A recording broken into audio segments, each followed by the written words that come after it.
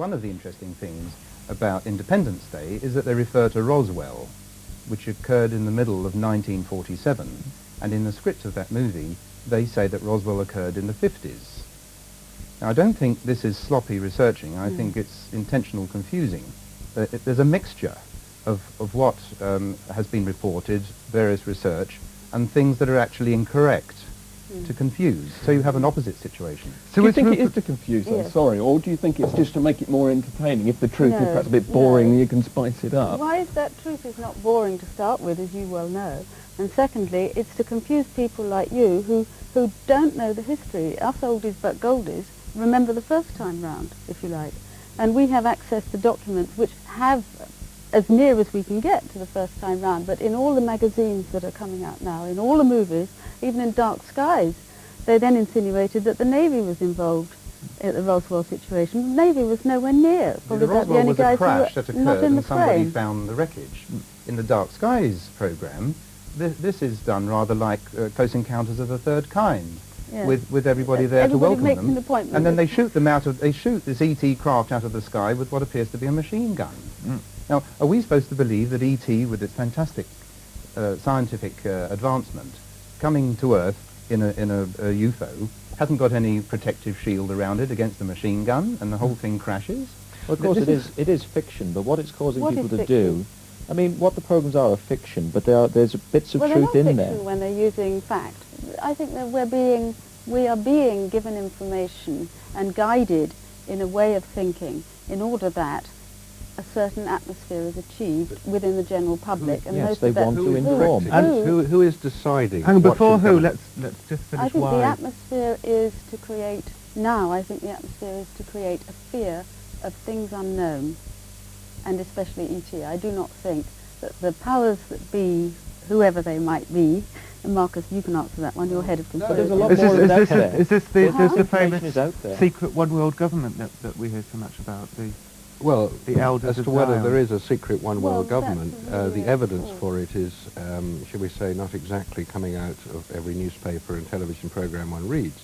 There is a rumour of it. There is certainly that is an explanation offered by many people for certain unexplained and unconnected events, which, by saying, well, it must be the secret one world government, whoever they are, it explains things which are inexplicable. And it is not something which I think should be encouraged, that, you know, with all due respect, Mary, the idea that there is a manipulating force, I think comes out rather... manipulating force, but it comes out very well in fiction. No, it is not as hidden as you're saying. The manipulating force is that those who wish to maintain their status quo, and we all do this, we all wish to maintain where we're at. Yeah. So to a degree we all do what we need to do in order to make sure we've still got our favourite food on the table and do our favourite things.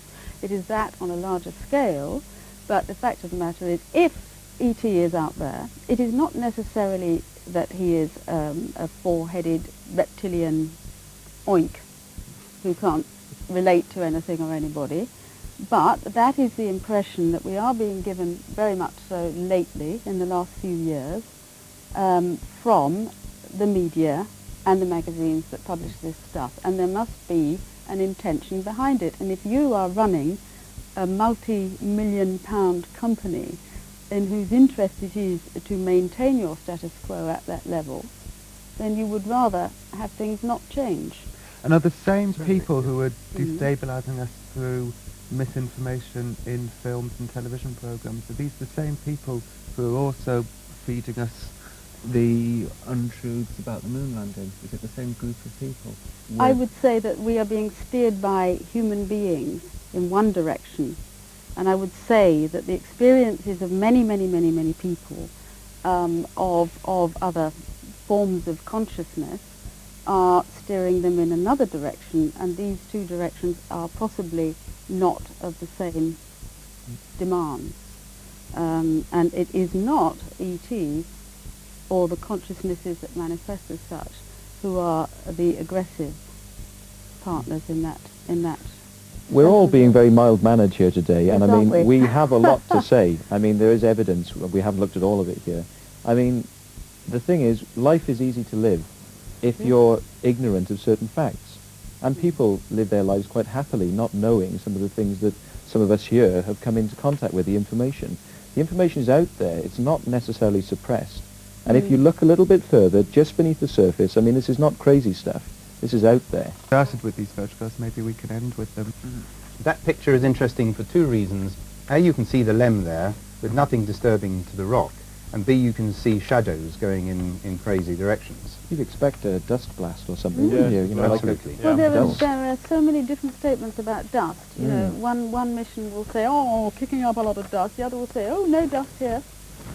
Yes. You know, This is another picture it's of the lem completely all module. over the place. Have you never thought about, surely the natural progression of your investigation would be to try and find out the people who took the photographs, where the moon landing was faked, what television studio? Have you never been interested in trying to discover Oh yes, those in things? fact, we've even been to speak to engineers who actually worked on that module. And we've got some very interesting answers, which are going to be in our book. But there is something else that anyone can test, and it's a very interesting thing to do. If anyone has an encyclopedia, like the Grolier Encyclopedia on CD-ROM, you not only see the footage, the alleged footage, of us coming down, landing on the moon, okay, but you hear Armstrong's voice saying that he's giving a countdown as to how things are progressing, mentions the phrase, picking up a little dust, and so forth, and we see the touchdown. Now, as a filmmaker, one has filmed in many places. Helicopters, Boeing 747s, even a guy piloting a bobsleigh on the San Moritz bobsleigh run. You get a lot of And dust. you cannot hear a word they say unless they shout, unless there's stress in the voice, unless there's tension. This capsule was pressurized. They weren't yet wearing their spacesuits, so they were alive, allegedly. So how are they able to say, picking up a little dust, with complete silence in the background? It's, in my view, it's more whistleblowing, because it would be easier to add the rumble. Now don't forget, he's standing over on top of this engine. this engine that has 10,000 pounds of thrust throbbing away. I mean, if you were to watch a rocket being launched at Cape in America or in Russia or anywhere where we launch rockets, you have to stand more than a mile away. This is dangerous and noisy. If the rocket ever falls over, the blast will blast things at a tremendous rate, with tremendous force. Imagine your sofa is just above a rocket with 10,000 pounds of thrust, and you're just talking as cool as a cucumber? He was very calm. The Eagle had landed. But he was representing America. He had to be calm. This was a big moment for him. Exactly, but it's phony. It isn't real. That he had done many hundreds of simulations. He'd spent many months, all the astronauts. Yes, we spent over a year worked in preparing simulators, missions just on as airline simulators. pilots today work in simulators. What do you do if all 4 engines die on you and you've got a thunder, you know. The astronauts trained in simulators. Armstrong was known to be one of the coolest pilots. He was, incidentally, Armstrong was a civilian. No, he was not military. He was not a civilian. He belongs to Edwards Air Force Base. He was flying X-15s or whatever it was.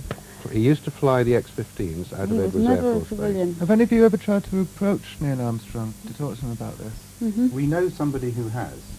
He's a reporter in America, and he once went to see Neil Armstrong. He lives in a farm in the middle of nowhere.